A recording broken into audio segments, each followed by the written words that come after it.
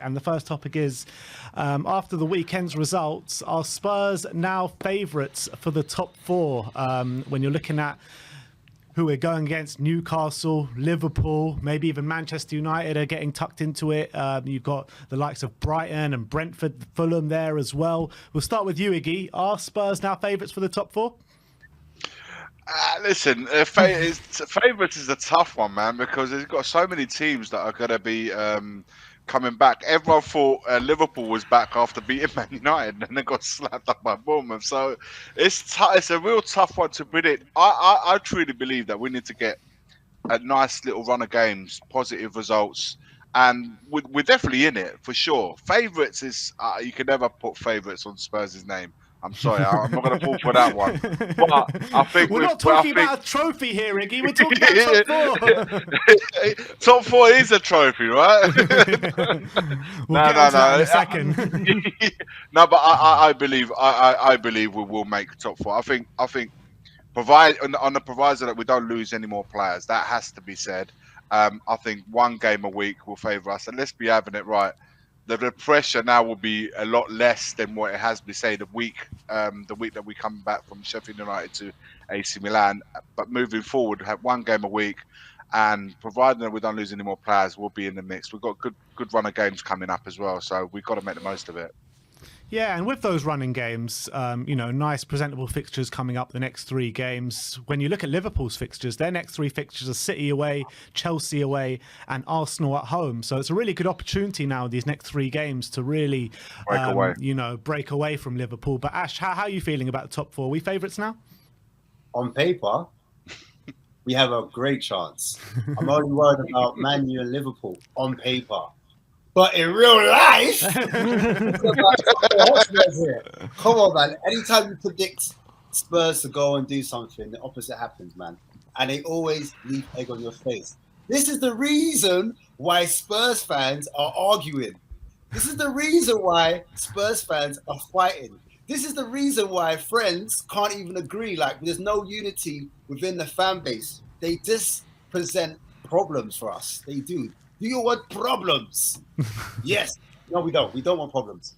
Like, so literally, I feel like when I see like Everton away, like on paper, we should be winning that. But we know Everton, they're in a survival fight. They're in a relegation battle. And they're going to just, at Goodison Park, they're going to have the fans behind them.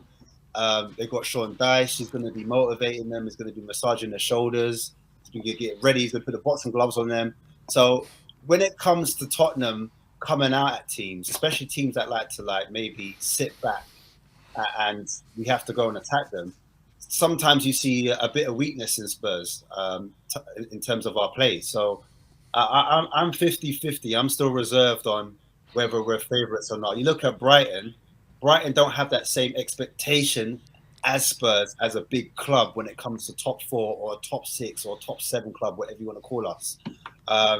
Brighton have the freedom. They can finish 10th or they can finish 11th and you'll be like, oh, it's Brighton. But if it top six, like Brighton are like, oh my days, Brighton have done so well. Do you know what I mean? If it's top four, oh my days, what an achievement.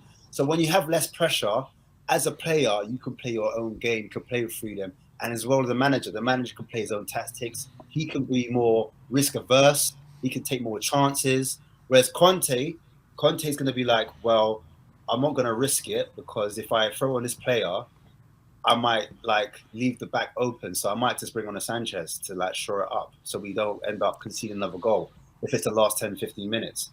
As we saw against numerous amount of teams. I won't say them because I don't want to bring back that painful memory. You don't want to upset us all, Ashmatic. Yeah, I don't want to. Yeah, exactly that. I don't want to I don't want to upset anyone. So yeah, man. Yeah, that's it, man. That's it, really. Sim? Well, we're talking about over the last 7 games, we are the form team in the Premier League. Well, where is the crisis? Why are people panicking? I think at the moment... I could give you a long list of why. Forget any cup competitions. They don't exist. We're just looking at the league right now. So we got 5 wins in our last 7. We've got quite a good run in. We've got 1 game a week. We have the backdrop of last season when we had a really good end to the season and we snatched that 4th spot of Arsenal last season. For me, I'm looking at the league table. I think from a fixture point of view, I think we have better fixtures left than Liverpool. I'm not sure about Man United. Newcastle. Newcastle are only 4 points behind us. Yeah, Newcastle's still in it as well, of course. Newcastle is still in it. Yeah, I do think it's probably 2 from 4 at this point. I don't think Brighton are going to last the distance. I know they're playing well. They're currently 9 points behind us with 3 games in hand, but I do see them dropping off. I don't see Fulham sustaining a serious top 4 challenge. I don't see Brentford doing it either. So I do think it's 2 from 4. Now, when it comes to Newcastle, they just went 2 months without winning. They did get over the line yesterday, but that was their first goal in a month.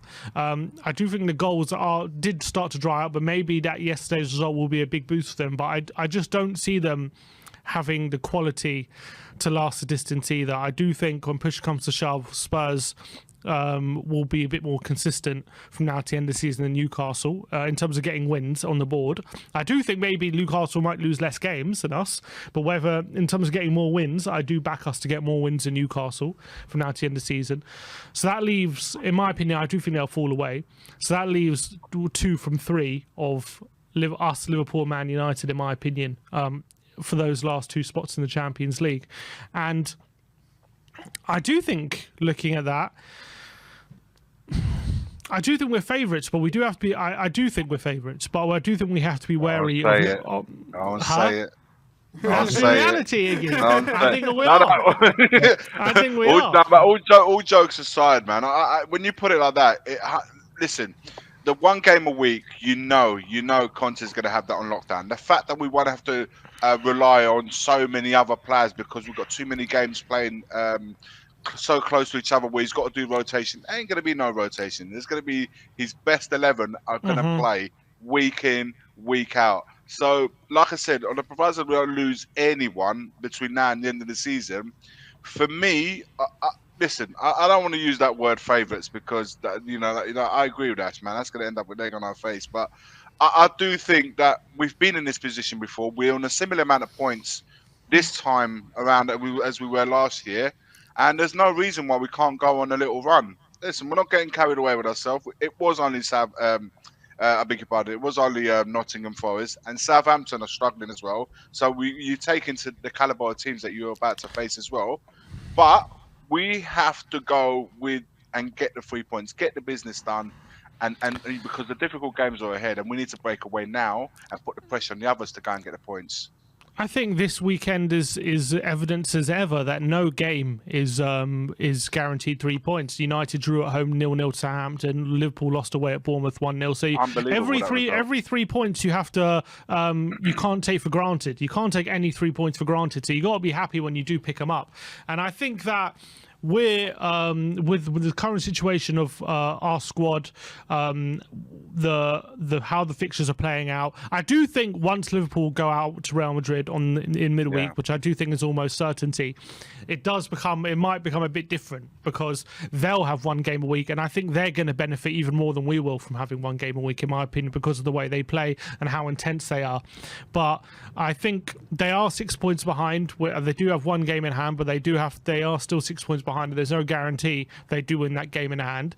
But I think Liverpool are definitely going to come on strong. I think I know they lost to Bournemouth on the weekend, but the way they battered Man United, I do think Anfield is going to be a fortress. I wouldn't be surprised if they... Exactly. We got to go to Anfield. I wouldn't be surprised if they go on a real winning streak now at Anfield and start brushing teams aside at their ground there. But we also have a very good record right now at the Tottenham Stadium. We've won our last 4 quite consistently, only conceding the 1 goal in that time as well. So I think we are marginal favourites. The fact that Man United are still in 2 cup competitions as well, maybe they might start getting distracted by those cup competitions. And will Rashford keep up his form in the league? They're only somehow, with all their great form and all their good football, they're only 2 points ahead of us. So I definitely see them getting dragged into it as well. They got to come to the Tottenham Hotspur Stadium. So if we win that one as well, that really opens things up. So I think when we look at the bookies, we are favourites. So I think that tells you all you need to know. I think I think you would want to be in Tottenham's position. I think Spurs are in a good position when it comes to top four. And I think we have that experience behind us of last season as well, of really when going gets tough, picking up the results when we need to. We know that a lot of this season, whether you like it or not, we can pick up points even when we're not playing well. We've shown that this season already. So I'm hoping there'll be a bit more positive performances from now to the end of the season. But even if performances aren't positive, we know we can still pick up wins. So I'm backing us to snatch that last spot. I really am. The problem I've got with this top four race is I'm looking at the fixtures now, and I'm looking at our away fixtures. So our next two away games, Southampton and Everton, I mean, I expect us to win both those games, but it's very likely that we don't, that we come away maybe not with 6 points from those games, two battling teams right at the bottom. But after that, we got to go away to Newcastle, away to Liverpool, away to Villa, and last game away to Leeds at the last game of the season. That could be a massive game for Leeds. They might need to win that literally to stay up in the Premier League. And I'm looking at that week period. In this 7-day period, we got Newcastle away, Man U at home, and Liverpool away.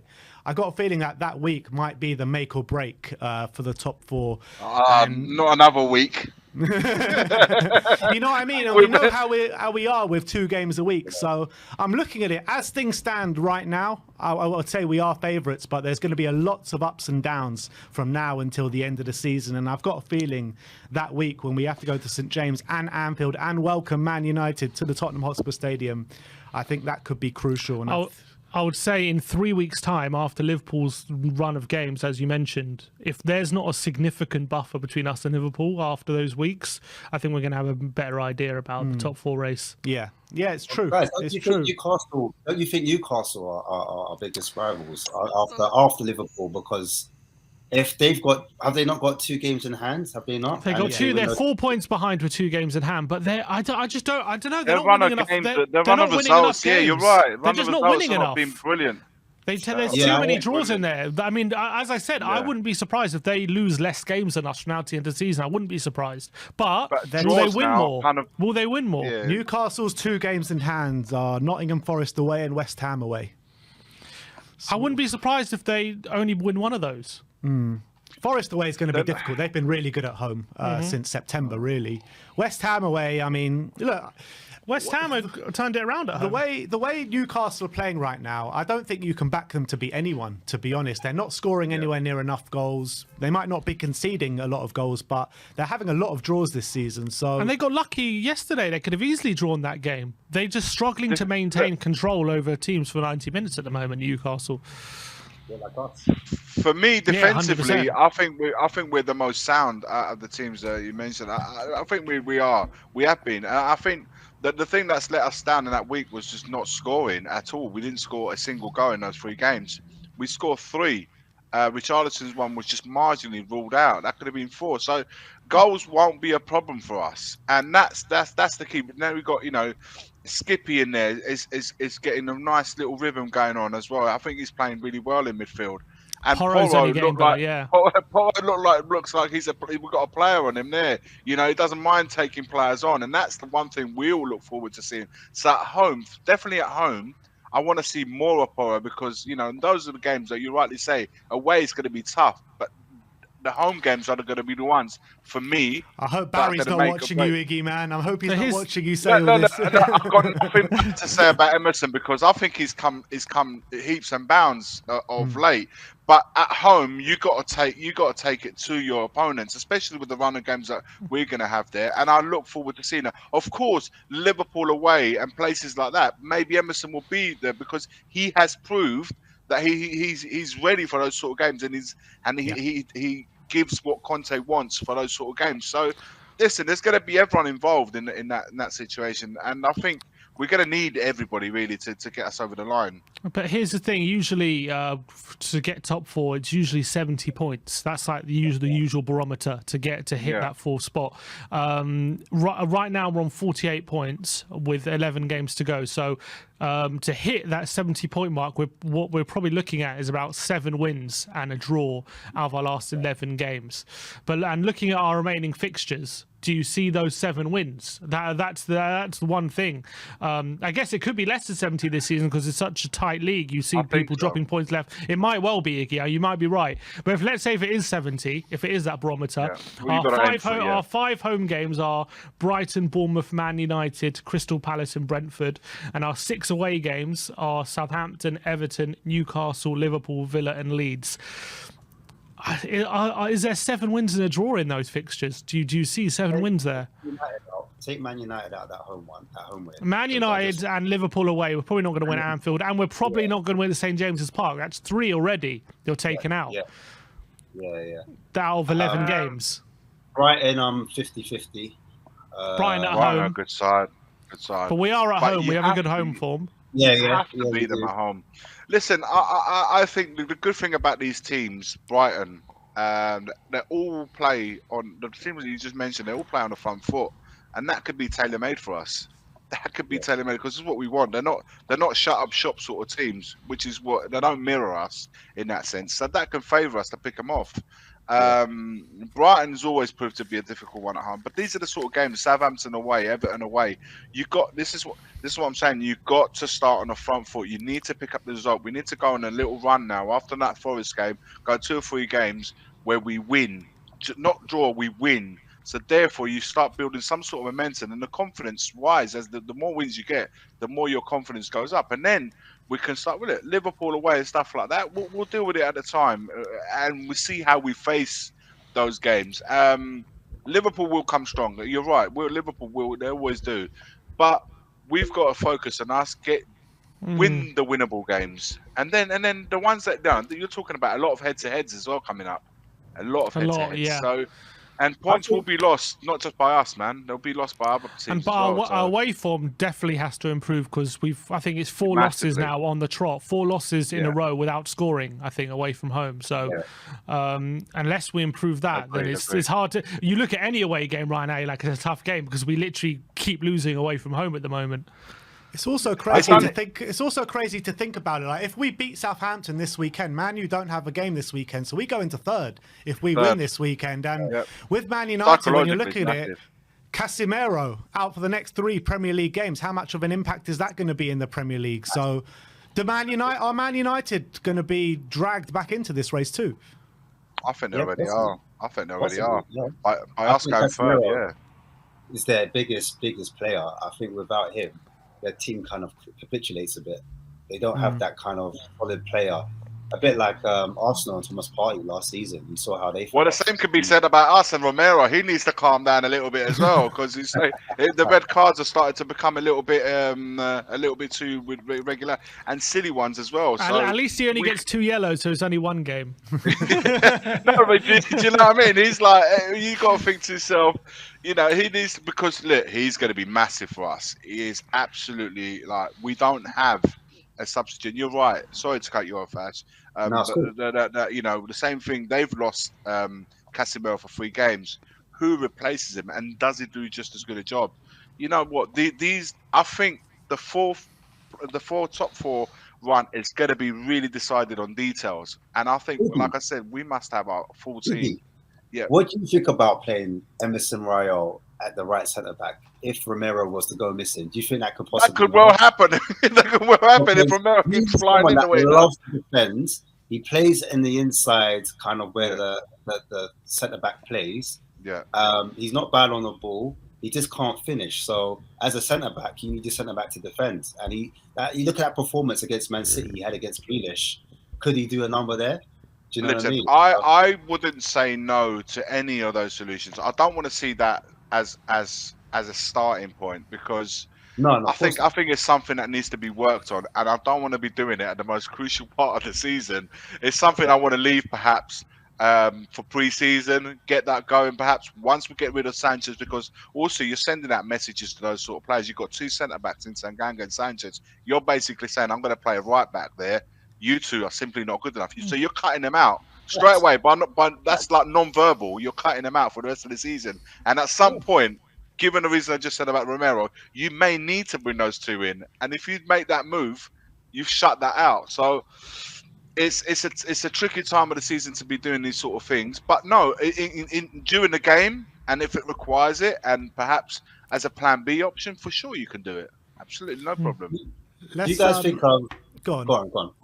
I was going to say, do you think Newcastle's our biggest head-to-head? Because we're going to have to play them. So you think if we do Newcastle away at St James's Park, that's them buried? Psychological, yes. Psychologically, that's what I mean. But that could also be turned vice versa as well. So it could be.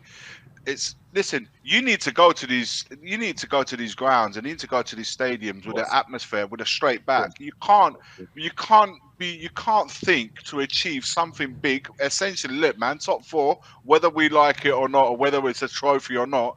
It is a big thing regarding a club for the revenue it brings and stuff like that. You got to go to this ground with a straight back and say, we're coming here to take 3 points. If you're not able to do that, it's right that you step aside and let someone else take those spots. It's as simple as that.